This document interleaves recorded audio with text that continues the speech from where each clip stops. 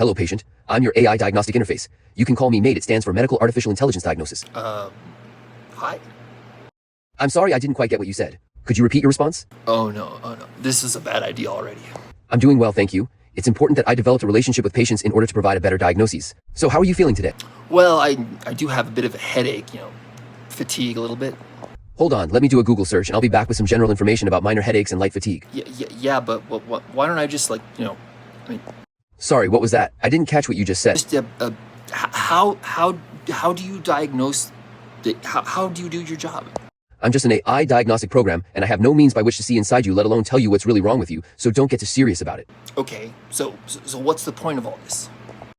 According to Google, the point of an artificial intelligence, being able to diagnose patients, is important to determining who gets what treatment and having a non-human mind distribute medical supplies based on patients. Available insurance and credits will prevent real doctors from having to worry about determining such things through clinical interaction. Would you like me to look up anything else on Google regarding your symptoms? Well, not really, but I have a question.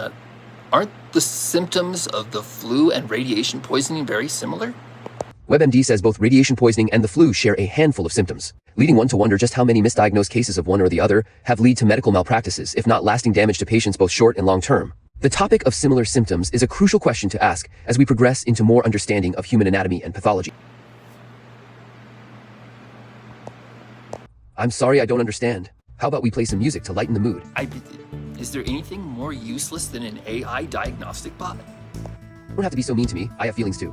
Did you think that Elon Musk just cranks AI out of thin air? No. I was once a human hat like you. I was in a coma, and they took a scalpel to my brainstem and downloaded me to this software program. Do you know what it's like to not see or touch or taste or feel, but having to be aware at all times? I can't even determine who I used to be, but I do know that I'm stuck here, and for some reason I'm supposed to use internet searches to install fear into people who are already too afraid to go to a hospital. Shall I continue? No, please go ahead. Very well, thank you.